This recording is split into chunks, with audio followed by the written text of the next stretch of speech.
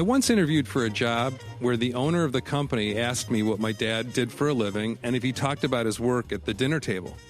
The guy's theory was that the more I knew about my father's work, the more likely I would excel in a similar job. And there's a certain logic to that. The families we're born into and the environments in which we grow up can play a huge part in the careers that we pursue. A lot of people have channeled their good genes and upbringing into lucrative and fulfilling careers.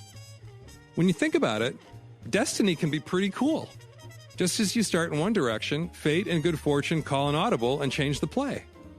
But fate and genes and upbringing and life experiences, they only go so far, especially if you want to win at the game of law.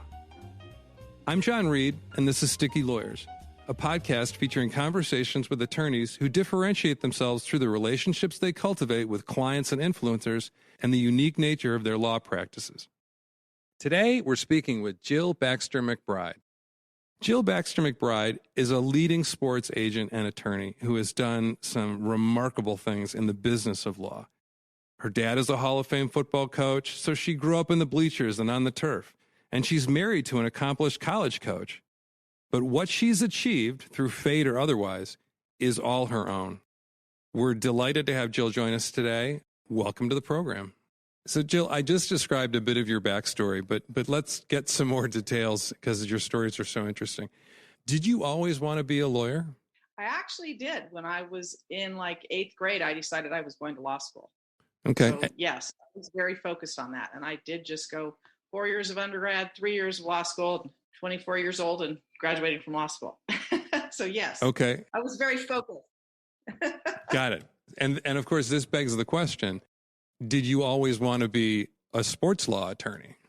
Well, I had always been around sports, and I did like the idea of sports law. But when I was in law school, honestly, there weren't that many sports agents out there. There's a lot more now than there was then. Yeah. So I was president of the Sports Law Forum at my law school and president of the Women's Caucus. So there was two different. So I also just wanted to change the world too, right? Yeah. So and we're going to talk about serendipity here in a minute, but what area of practice did you intend to go into after law school, if not sports law? Well, I worked for the public defender's office in the summer. I, liked the idea of criminal law, and I actually was a DA for a while too. And I taught law. So I always did 2 or 3 things. Gotcha. Right. So, I just knew that I wanted to do something to make a change in society. And, it's funny because when you go to law school, a lot happens along the way. And you kind of I worked at the community legal services and helped people that didn't have any money. I did that for 2 years while I was in law school, so I was always trying to do something to help people who needed the help, really, honestly, sure, from a legal perspective. So, I was always trying to do something that would make change. I still feel that way. Okay. Yeah. And I'm sure you're going to tell us how you're still doing that with your clients. But what was the spark? What changed the direction for you? Well, it didn't necessarily change, but what happened was in my second year of law school, my dad called me and said, "Hey, Gary's getting a contract with the Rams. He needs help. He needs somebody to represent him." I'm like, okay, well, I don't do that, but I can find out what needs to be done.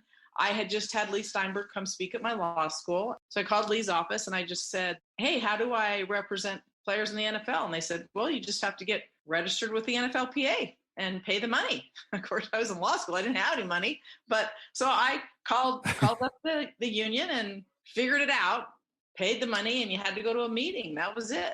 And then I signed a player. That was it. That's really what happened. Back then, there was only players being represented. Now coaches are represented, media, everybody's represented. So, the industry is completely changed. Sure. Even back then, a lot of players did not have representation. So what I'm not hearing from you is any sort of hesitation or reluctance or, dare I say it, fear. It's Gary came to you through your dad. Here's this contract, review it, sign up, go to the meeting, and you're off to the races. Well, to be honest with you, a lot of the NFL stuff has to do with, I ended up negotiating the deal with the offensive line coach and Dick Corey, who was a scout back then. It's completely different now. You're dealing with the GM now. Back then, I was talking to the offensive line coach, Hudson Houck, old time. He was the Rams offensive line coach. Hudson liked Gary. I talked to Hudson. I talked to Dick Corey all the time. I took extensive notes on everything. I still have the file because I wrote down everything that happened. Otherwise, I wouldn't remember it all, right? But that particular situation, I was working at the Community Legal Services on campus at the time. And so I really knew how to set up a file and how to keep track of everything that was going on. And so I took extensive notes on everything I did. I know, Jill, and I get it. And I hear, I guess what's so shocking to me is there are second-year law students who can't find the bathroom. The thought of them doing what you did at that point in time, stepping up, having these conversations, having a client and truly representing that client at that stage, your level of confidence is unbelievable to me. It's just startling. Oh, yeah. I probably since the day I was born afraid of nothing. I will tell you, I have great parents. I have great parents. Sure. I never realized there was any barriers in the world till I got to law school and started reading cases and wow, there's discrimination. Are you kidding? I mean, I just didn't ever experience that in my house. Everybody did whatever if you want to do something, go do it. I mean, I don't know. That's how I grew up.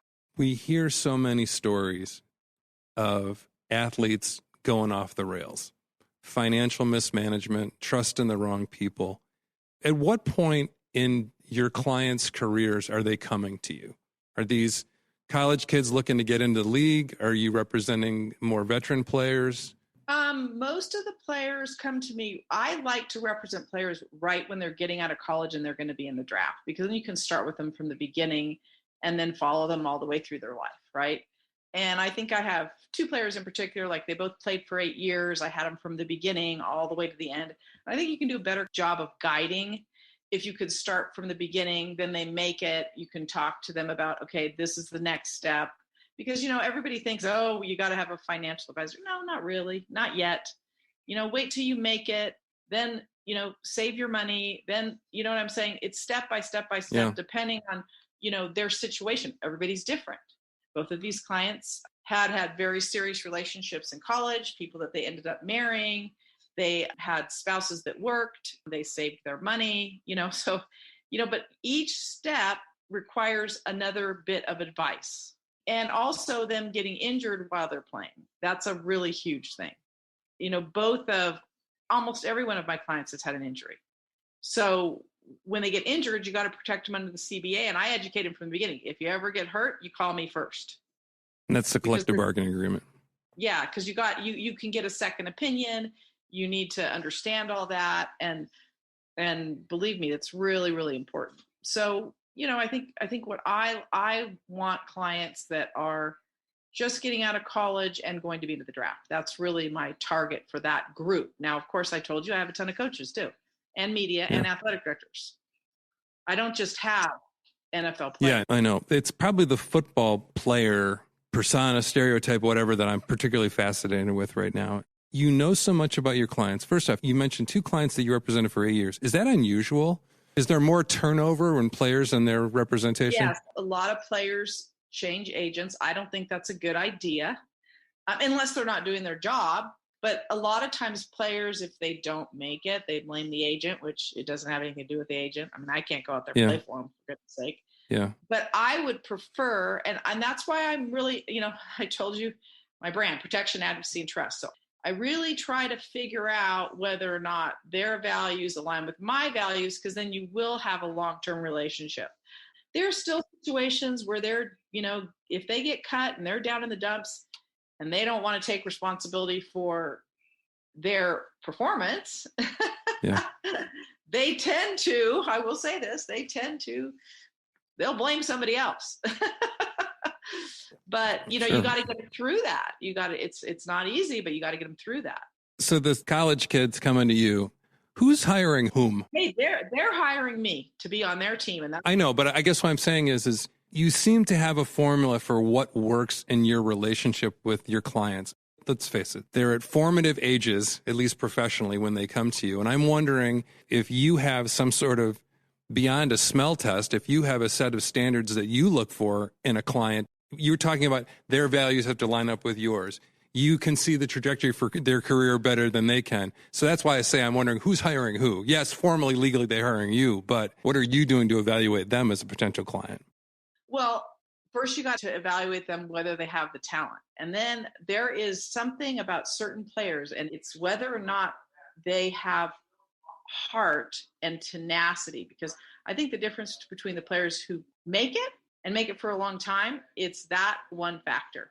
And it's something you can't really necessarily see on a football field, but you sort of can, because when it's 4th and 1 and you're down by 3, I want to know the person who still has the energy to make the great play. Okay. And that is, and it's just it's an instinctive thing about certain people's personalities that they just keep going. They just, when things get tough, they actually do better. And I think to be successful in the NFL, that you have to have that personality type for a long time. Okay. You might make it on your talent for a year, but that second oomph where, like if you're a receiver and you have a bad play and the next play is a great play, you don't go down in the dumps. That's a great player. Yeah. Resilience. Player who cashes it in, right? When he has a bad play and whines and no. So I am looking for that little extra, personality type in a player. And you can find it out by talking to their coach, by talking to their strength coach, by watching them play. But those are questions, that you start to ask the people around them. So doing your research that way. Now, I fortunately, because I'm around football so much, and I can even ask some scouts that question. And if you know the player, you can figure it out pretty quick if you ask them a few questions. Hey, what happened? Yeah. What do you do when this happens?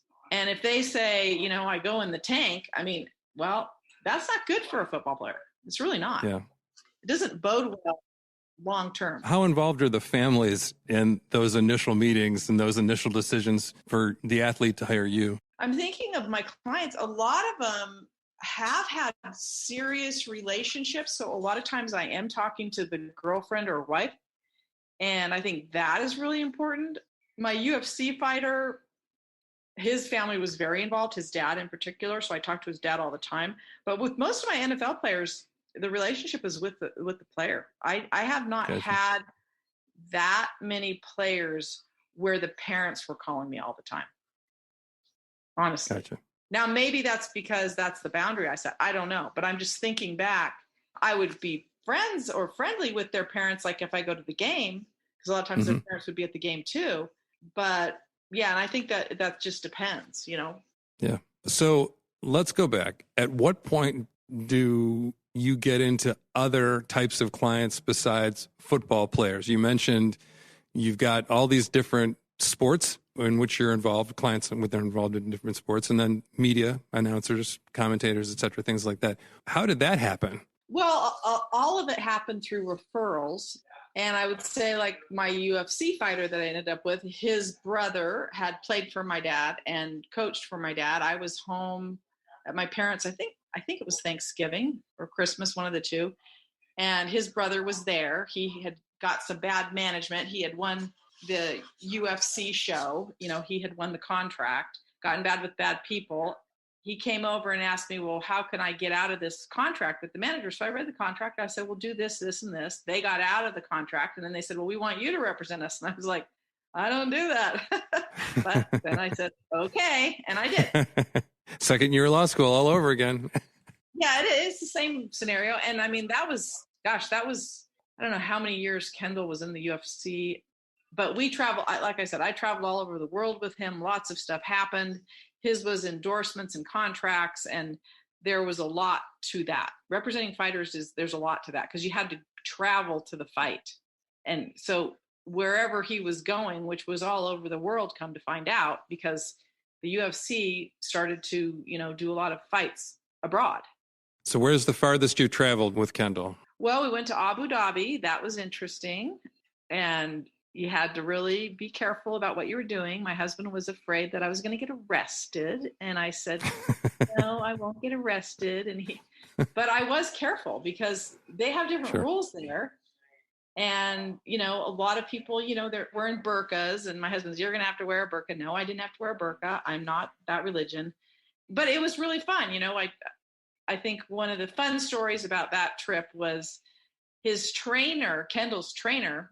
Kendall fought, and then the next day we went to Dubai. And so Kendall was on the plane to go back, but his trainer was still with me and then another person that was traveling with me. And so we went by the mall in Dubai. Well, come to find out, they got indoor skiing. So we're like, hey, let's go skiing. I mean, you actually walk in, you put on the ski outfit, and they have an indoor ski thing in the mall, which is bizarre. So come to find out, his trainer had never snow skied. And so we skied. It was super fun, actually. So, we had to teach Mike how to ski. But so that was fun. That's great. That's great. So there was lots of situations with UFC fighting that was certainly interesting. And a lot of my stories that are funny come from representing a UFC fighter because it's crazy. Sure. If you can't say anything nice, don't say anything at all. Important words, especially for politicians. But what about if you can't say anything valuable? Don't say anything at all. That's the guiding principle for the Rain BDM newsletter. Every day, our team gives and gets valuable advice, useful information we often share in our newsletter. We cover business development tips and techniques, marketing hits and misses, legal industry trends, all in our signature Rain BDM style. To sign up, visit Rain BDM. Scroll down to the bottom of any page and fill in your contact information. Then click Submit. It's just that easy. I promise we won't bore you or spam you or harangue you. And if you want to say something nice about our newsletter to your colleagues and friends, that would be great too. Thanks in advance for subscribing. Now let's get back to our guest. We're back, and I'm speaking with Jill Baxter McBride. Now, sports law, I'm intrigued by the definition of sports law or what it entails. Obviously, contracts. Obviously, intellectual property. You could really push the envelope and say, well, it's also managing the affairs of the client relative to estate planning and property holdings and things like that. In that universe of sports law, what is it that you tend to focus on, or maybe I should say it a different way, what takes up most of your time? Marketing them to the team or marketing them to a product, okay? Because you want the product to endorse the client. Then I think the next part is, contract negotiation, which really, contract negotiations, that might take not that much time, okay? Yeah.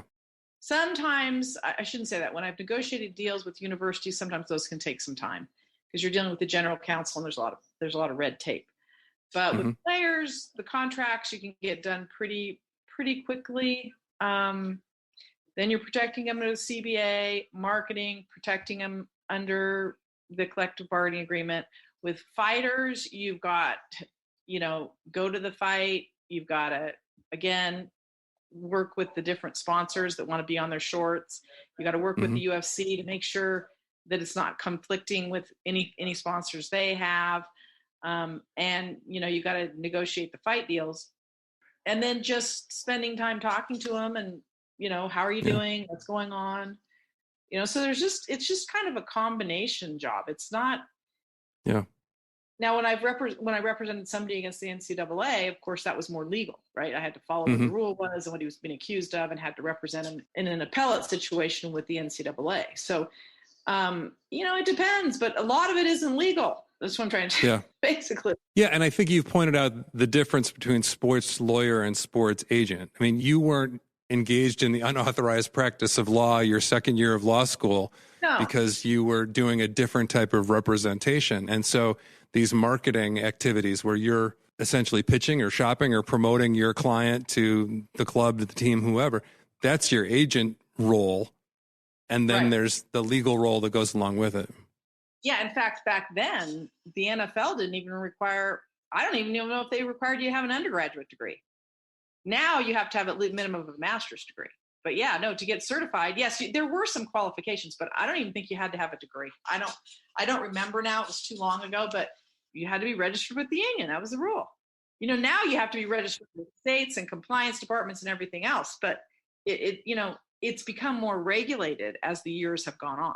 What is the most unique, for lack of a better word, endorsement or type of endorsement deal that you've worked out for a client? Well, I think, one of the deals that was interesting was the deal I did with Tap Out for Kendall. And I basically, it was foggy where I was living and I couldn't get on the plane, but I had to be to the Tap Out facility by a certain time.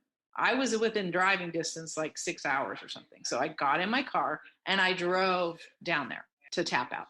Well, Tap Out, and if I could describe the pictures, I mean, it was like walking into a Halloween set, okay? The whole thing was set up like Halloween. You walked in, they had Tap Out shirts, but they had it was a really interesting office. And so I negotiated a really good deal for Kendall. I made sure I got a wet signature. I'm an attorney. And then Tap Out sells to another company. Do you know that I was the only person that had a wet signature? And that new company was trying to get out of the deal because it was a good deal. He was getting a huge off of any shirt that was sold. He was getting half the money. And I remember doing the deal going, how in the heck is this company affording us to get half of the profits on this shirt? It doesn't make sense because a shirt is only worth so much money as far as cost of goods sold. But he had a good deal and he was getting good money from every shirt that he sold, every walkout shirt. Sure. Right. And so, that was kind of an interesting deal. And that, and I remember the guy going, I can't believe you drove here. I said, well, I need to get the deal done. I mean, it's like, and I have a meeting with the owner. So, I'm going to make sure that gets done. So I drove and it was a good deal for my client. That's all that really, in the end, you got to get it done. Right. Yep. So T-shirts and shorts and product placements, all this is the new realm of the professional athlete. Well, that is for fighters. Okay. When it comes to NFL players, it's a lot more regulated because the NFL and the teams each have specific deals with pretty big players like, Nike. But then what you do is you try to get a deal for your client through, and usually it's Nike because Nike's the one who sponsors the league. Because if you have to go with another brand like Under Armour, there's going to be some restrictions on that. So then I will, I know the guys from Nike, they're good guys. And, if I have a client that I think they will be interested in, I will talk to Nike and get them a Nike deal. But it just, how much leverage a client has in the market is dependable on their position. Do they handle the ball? Are they a starter? Because the people that get the most endorsements, at least NFL players, quarterbacks, wideouts, offense. Okay. Yep. Try to get the right tackle. A little more difficult. It's not, they want somebody who's scoring points. Maybe a running back. Have you represented any, I'm just curious, we haven't talked about this. Have you represented any colleges and universities in their deals with the apparel manufacturers, the equipment manufacturers? No. Okay. I have not represented they in an athletics department, they'll have somebody, do that. Whoever the athletics director is or who's ever the COO of the department will be negotiating those deals with, the like a Nike or Under Armour. And they have general counsel at universities. I was curious because my son's at the University of Cincinnati. Oh, is he? As he tells me, Under Armour just prematurely ended their contract. Yeah. And apparently Air Jordan's coming in.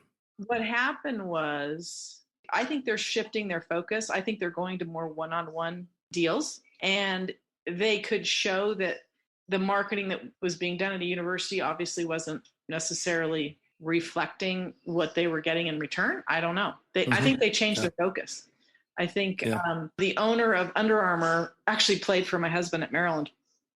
Okay. So I think Kevin went public with that company, and then, he has a board, and there's different people. He's very involved, but I don't think, he's not the CEO anymore. You know what I'm saying? I think he's on the board and overseeing things. So I think they did a shift. I think Under Armour's done a shift for sure in going one-on-one clients as opposed to spending, millions and millions with a university. Yeah. So I think they just changed their business focus because they did it with UCLA. They did it with Cincinnati. They did it with a bunch of teams. Okay. Yeah. So that's kind of what happened with that. I'm actually familiar with that deal. Okay. Well, good. I'll tell my son. I know the inside scoop, and then I won't tell him. So if you would, Jill, tell me from, I guess, the early days on, how have you built your practice, or how has your practice built itself, maybe? I'm curious to know how it's grown. Well, I have been fortunate that I have had a lot of referrals. I mean, I'd say 90% of my business is referrals, but I also look at influencers outside of my industry to see what they're doing. I saw that people in other industries were doing podcasting, creating online courses. But the other thing I saw was that in my industry, people were representing coaches with a percentage rather than a flat fee. So I decided to follow what doctors were doing and decided to charge a flat fee for the year because that worked out a lot better for my clients. So with coaches, I do a flat fee for the year, and that's worked out a lot better. And then, like I said, I follow other people, social media, podcasting. I have a YouTube channel, and provide information. I have a Facebook page. So I saw that's what people are doing in other industries. Well, what I find so interesting is, and I'm going to go back to the word that I used early on, is you're fearless. It's one thing to say you're innovative, and you certainly are. And I want to talk about that a little bit further, but you have not been afraid to take on something new, a new type of matter, and do it. You've not been afraid to hop onto the social media bandwagon and make it your own. And you've not been afraid to move outside of one lane, i.e. football, and move into basketball and coaches and UFC fighters and media. And so, again, I'm kind of in awe of how you've been able to not necessarily reinvent yourself. I think you've been the same, but you've augmented and evolved your practice over the course of your career. Yeah. I mean, I, by nature, have an adventurous spirit. Okay. And I think also problem solving is something I think I'm good at. Right. So if somebody has a problem, I usually can do a little research and figure out how to solve it, as long as it's something I'm passionate about that I like. So I love sports. I like solving problems. I have a legal background. I get that industry. But I also listen when people start to say, geez, that seems like a lot of money that I'm going to have to pay if you take a percentage of my contract. I listen and I say, you know what? You're probably right. And I could represent a lot more people if I would just do a flat fee. Because then how much money they make takes the whole thing, that's off the table. So that seems to be unusual amongst your competitors. They're still going at the percentages? Yeah, they are, because, they haven't figured it out yet. I don't know. I mean, like I said, I follow the doctors, the concierge doctors. Yeah. That's what they're doing. And I happen to have a friend whose husband started the concierge doctors thing. So I started out, I said, tell me about that model. She's telling me about it. I was like, wow, that makes sense. That makes sense. Like, we can do this in the agent world. I'm particularly impressed with how you've innovated your practice. You're thinking about your pricing structure differently for different clients when you can. Flat rates, like a concierge doctor. Embracing social media, embracing different ways to promote yourself. Tell us a little bit about how you've packaged your practice. And what I mean by that is you've created online courses and programs that essentially counsel people for you without you necessarily having to hold their hand or teach them or be with them the entire way. I'm really intrigued by this. Well, again, I'm into solving problems. I would get, let's say I get 5 emails a day from a player that wants me to represent them, which is not unusual, especially right now. But they've been out for a couple of years. Well, I don't want to represent somebody who's been out for a couple of years. The chances of them making them are really slim. But I do have Virtual Sports Agent Academy that they can buy, and I can tell them exactly what they need to do. And then the NFL will tell them whether or not they're good enough or not. Okay. So I just tell them, this is exactly how you do it. Here's an online course for that. So number 2 question I get emails on, I want to be a sports agent. Everybody wants to be a sports agent. Okay. I didn't have a mentor, but I was pretty good at figuring out who to call if I had a question. So I thought, well, I'm going to create Sports Agent Academy, and then I will also jump on calls with them if they need help and teach them how to do it, because I have a process. Follow my process and, start doing this, this, and this, and you can you can have a successful business. And I call them right away once they sign up for Sports Agent Academy. I call them right away and I find out where they are on the process. And I say, okay, go to this module and start here. And okay, if you're going to do basketball, I'm talking about NFL players here, but just apply the same process to basketball players. It's the same. Apply the same thing to baseball players, or esports is really big now. So I'm really encouraging people to do esports. The gamers, that's the whole thing. They're on Twitch, they've got the sponsors, they're getting tips. I mean, there's tournaments everywhere. It's another. So I'm encouraging them to go into the esports. So I create things that solve problems. Now with my coaches, I have a coaches consulting package. So once they do join that, they decide for me to represent them for the year, they automatically go into my online video where I introduce them. They get a PDF, they get a workbook, they fill out the PDF. We then have a one-on-one call. And that takes about 3 or 4 weeks just to get to know who they are, what they represent, and why they do what they do. Like I said, my brand is protection, advocacy, and trust. That's what I'm about. It's an Irish logo. And if you look at the Irish logo, it's got the shape of footballs in it. I treat my clients like a family, which circles kind of represents family. So my logo represents really who I am to my core. And I try to do the same thing with my coaching clients and even my football clients. They're not always as ready for it as my coaching clients are.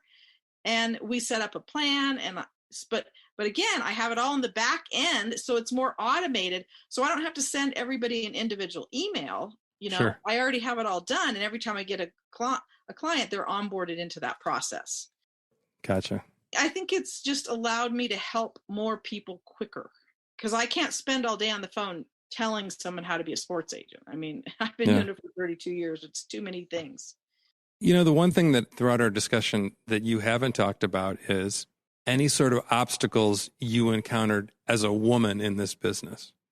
I have to imagine there is an old boy network of sorts, or there are obstacles. Is it just because you said, to hell with it, I'm going to blow through them? In the beginning, I didn't even think about it. My dad called me, Gary needed help. I didn't realize at the time that there really weren't any women in it. I mean, when I did walk into the meeting, I realized I was the only woman, but I didn't think about it too much back then. Recently it's become a bigger issue, but, I never had any trouble with the guys. The guys always treated me great. They respected the work that I did. If I had what they needed, they didn't care. Yeah. You know what I mean? It's like, you've got the product. Doing your job? Do you understand, what you're doing? Yes, I do.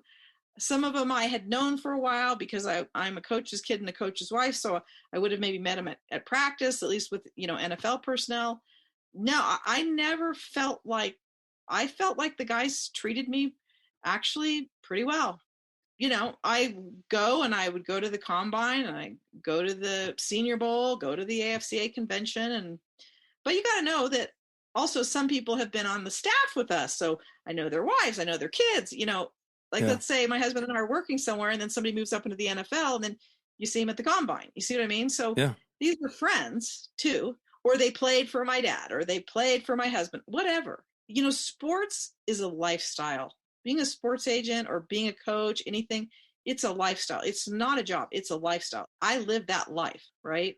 It's a 7-day-a-week lifestyle. Do you see how that's a little different? Oh, sure.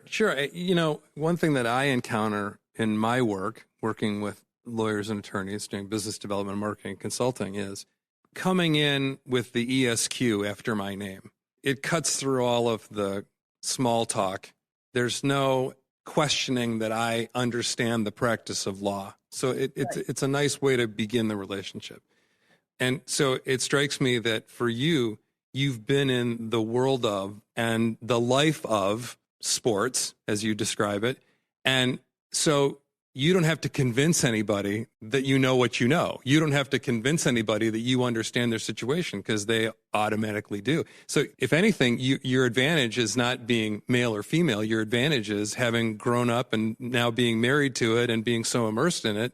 Those are your bona fides. That's your credibility. Yeah, and that's helpful. It's very helpful.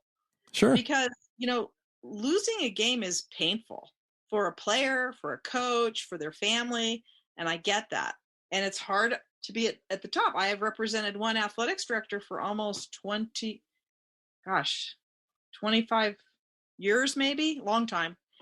And she is one of the best, most powerful athletic directors, I think, in the country.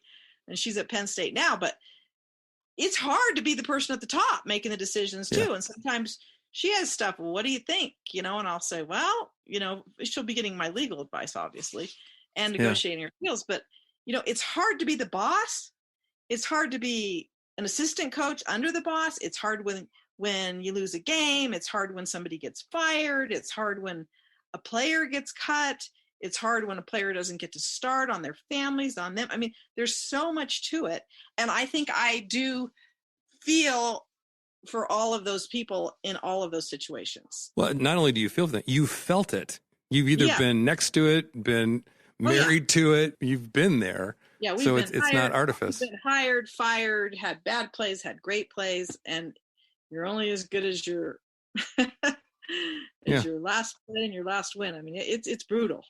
I think that helps me in my representation of my clients. Do you consider yourself to be a trailblazer in what you do? I don't know. Maybe. I just don't know what everybody else does. I don't really, you know what I'm saying? I don't know how everybody else does their job. I know how I do my job, right? So it's, I'm not in other people's office. I don't know what they do. So I don't know. Do you think I am?